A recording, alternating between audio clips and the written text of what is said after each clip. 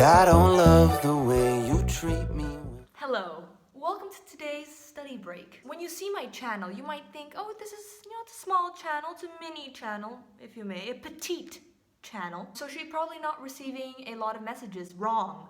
I receive, and for me it's a lot. I don't know how like big YouTubers do it, but I get around 30 messages in a week. And you see, I made the mistake of telling people to ask me questions that were specific, right? If they have a specific question. But I take that statement back. Please don't send me extremely specific questions, because I just realized that I have no idea how to answer them. I instantly regretted making my Instagram open for people just to ask questions, because there are a lot of people who just send me messages demanding that I answer them. You know, like the tone is kind of like, I watched your video, get me into your university. To which I'm like, kind sir, I have no idea what you're talking about. I got myself in. I don't know how to get you in. I feel like you getting in is an apart subject. There are a lot of people who ask me about comparing universities, like how is Erasmus compared to University of Amsterdam or Tilburg or Utrecht? I only go to Erasmus. Like, I can't give you specific information on the differences because I don't know myself. So questions that would require me to have lived in all cities of the Netherlands, those are questions I cannot answer.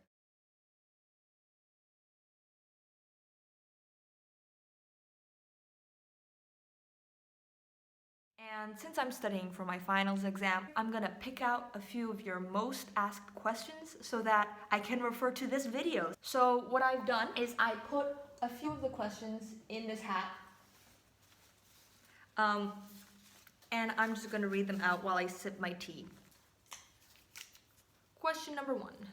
Do I like the university / campus / city?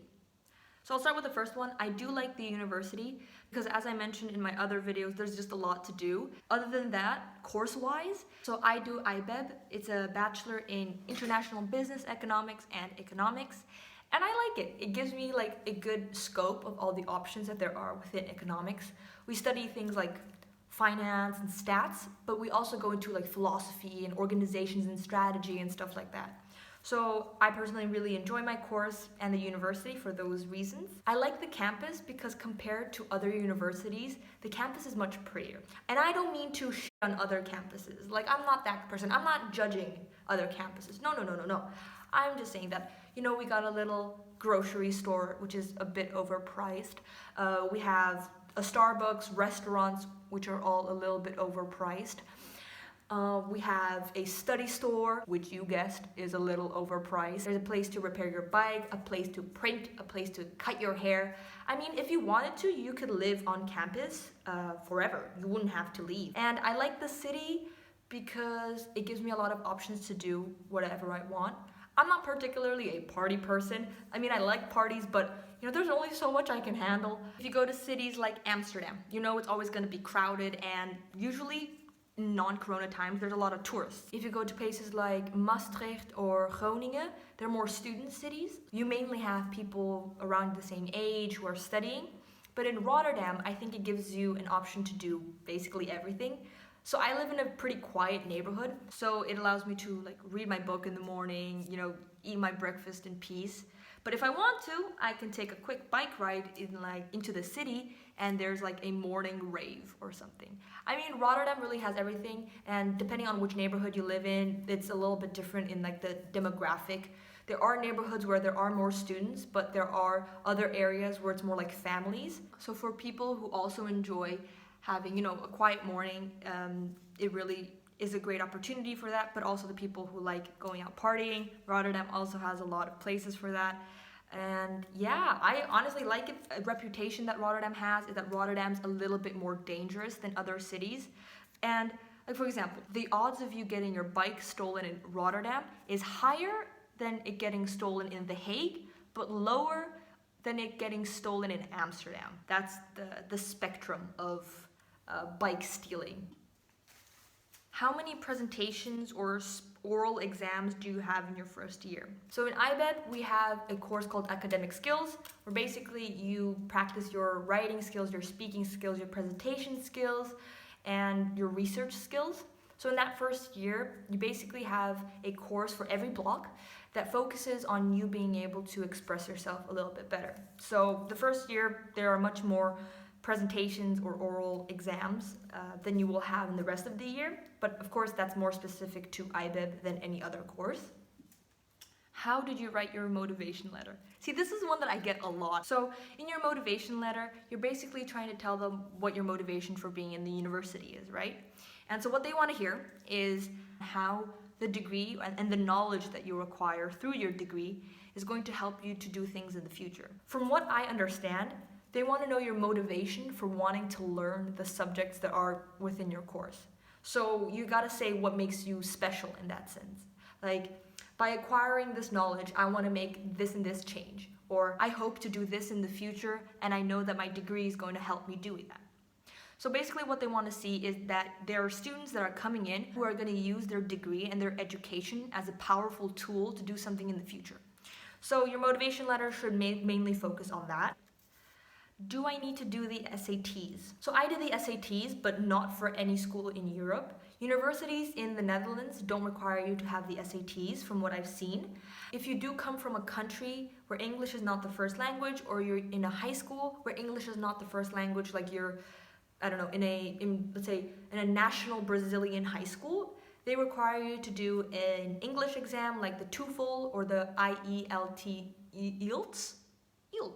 I did the TOEFL just in case. Since I moved a lot to different countries, I didn't want there to be any question that I spoke English. And so I made sure to do those. So you don't really need to do the SATs when you're applying to universities in the Netherlands. Having the English exam is good, but your overall grades is what matters the most. On top of that, look at the requirement they have for some exams. I get a lot of messages from people saying I got rejected because I didn't do the math exam, or I didn't do the English exam, and I didn't know I had to do those. So make sure to go to their website and check out the requirements, the admissions requirements, and usually they make a list of what you have to do in order to complement your high school education. But make sure to do those, because it would be a shame that you wouldn't get into the university just because you didn't read a requirement. That sucks. That would not be great. How long did it take for you to hear back from Erasmus? My course, it had a rolling admissions. So basically, as you apply, they review your application. Unlike some universities who do the reviewing of the applications all at once. But for me, it took between like 1.5 months to 2 months. I remember I was pretty anxious because I was waiting for an answer, and that's also another thing. It's not one of the questions, I think, but if you get accepted to one university and you have another university application pending, you can send an email to the university you got accepted to explaining your situation. And usually they give you an extension to when you can accept your application. Okay. Did you have any difficulties as an international student? So I didn't have a lot of difficulties as an international student because I lived in the Netherlands before. So I did the IB here, so I spent the last 2 years in the Netherlands. You know, I speak Dutch, my step family is Dutch, and so culturally for me, obviously going to university in a city right next to the city that I was studying in wasn't a really big issue. But what I see sometimes about like international students and Dutch students is that some groups don't like to kind of, mingle. Some Dutch groups don't like to mingle, some international groups don't like to mingle, and that's obviously fine, like you do whatever floats your boat. And there just are unfortunately some people who aren't as open to international students for a variety of reasons. But you should always know that there are numerous international students and also Dutch students that will welcome you with open arms. But yeah, so for me, coming from Brazil to the Netherlands, I was like, ooh, this is a little bit different here. And of course, it took me like a few weeks to get used to it again. So I'm assuming this refers to being an international student at Erasmus. Since you're probably doing a course that is in English, you're going to be in a class full of other international students. English taught classes are at least like 50% international, but I wouldn't say that you would struggle finding other international students to hang out with. You have a whole class of English speaking students who are open to getting to know each other. So I wouldn't say you would have a lot of difficulties specifically being a student and being international. Next question. How international is Erasmus? Wow, that's not really So Erasmus is quite international. I'm quite sure they pride themselves on being international. At least in my course, I'd say at least maybe like half of the students are international. Erasmus itself, obviously being in the Netherlands, there are more courses in Dutch than there are in English, so obviously the ratio of Dutch students to international students differs, especially in the bachelor's programs.